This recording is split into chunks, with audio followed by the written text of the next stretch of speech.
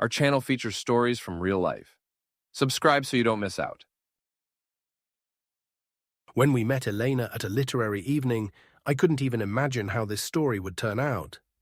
She is a university literature teacher with a slight stoop, like those who have been carrying a backpack full of books for years. I am a leading developer at a large IT company, came there at the insistence of a colleague who convinced me that normal girls are only found among philologists and doctors. Our views converged on a love of Dostoevsky and an ironic attitude toward modern art.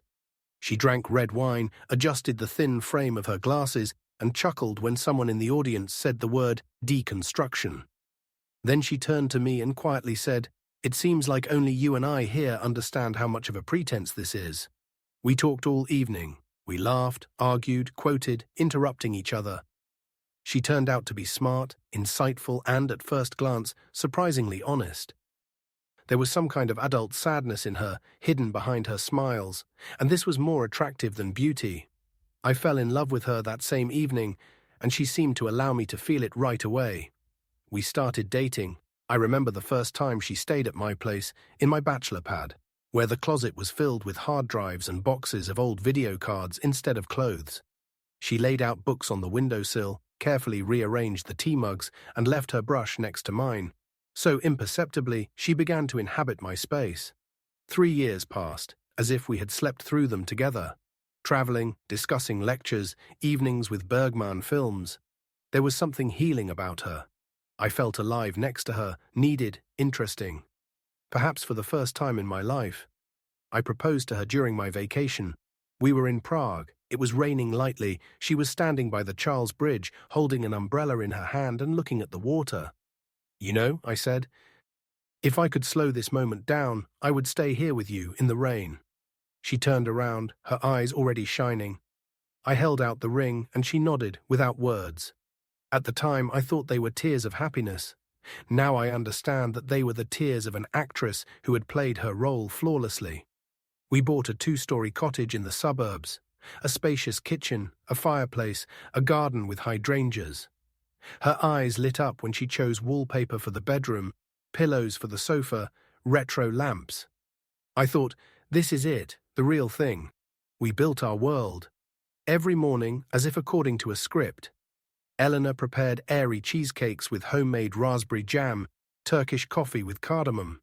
She turned on classical music and said that our breakfast was like Chekhov's. On weekends, we went to the forest. Elena loved to pick mushrooms and berries. I watched her walk through the moss in high rubber boots and an old jacket with a wicker basket in her hand. Then I thought, if heaven exists, it is in these moments. But a year after the wedding, something changed. At first, barely noticeable.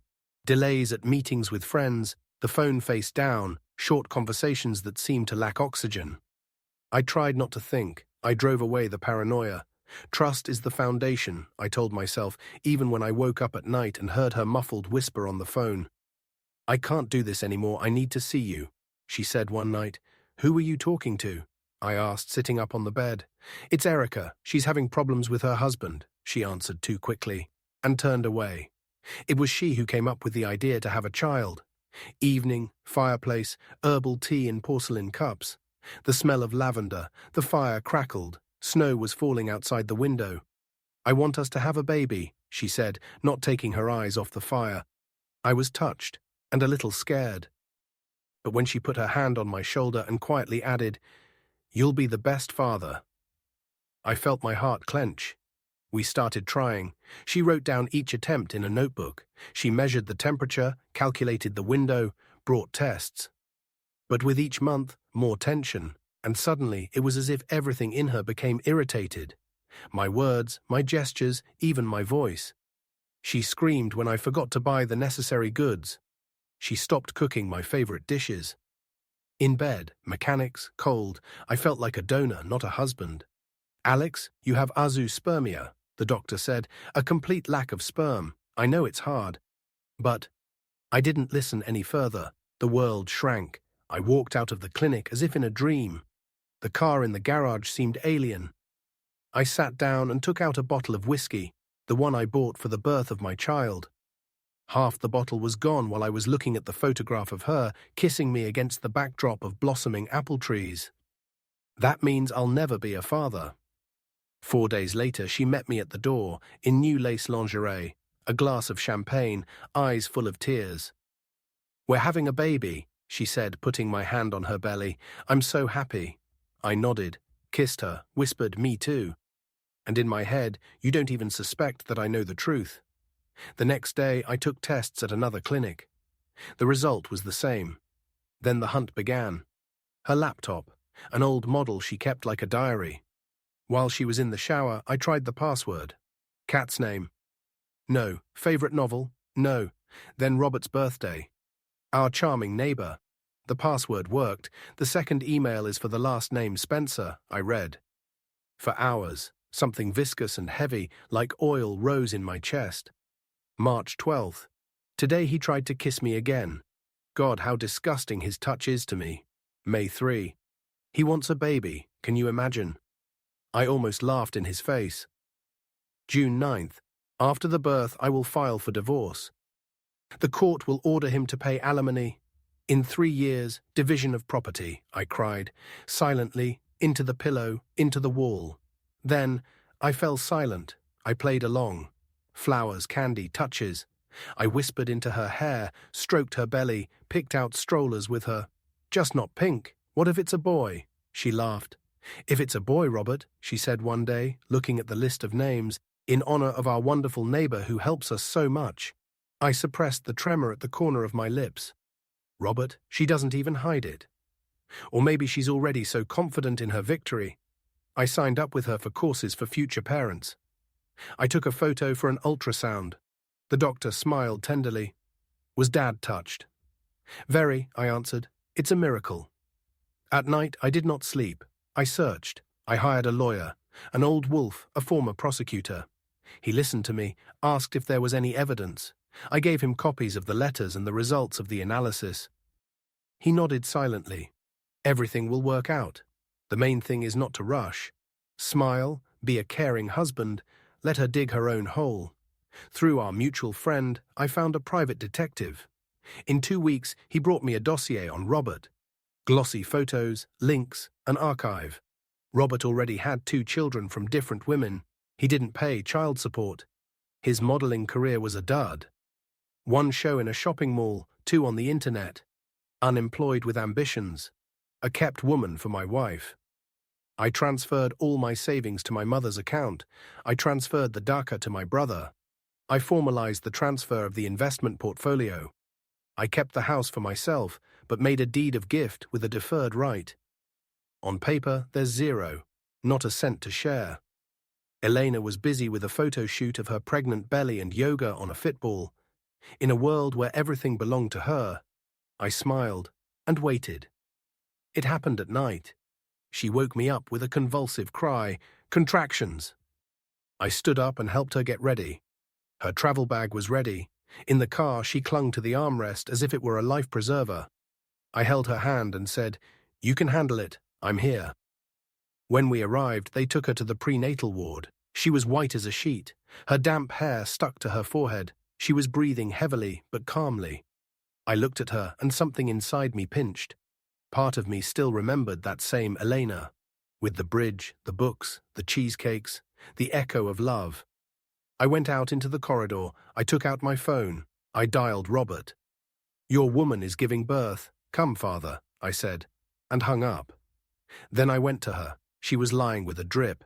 Her eyes were closed, but she felt my presence. "Where is the doctor?" "Why is it so quiet?" she whispered. I went to the window. I put a thin folder on the windowsill.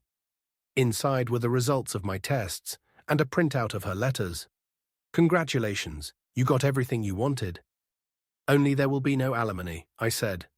She opened her eyes. Slowly, her gaze focused. She saw the envelope, she read it, and began to choke.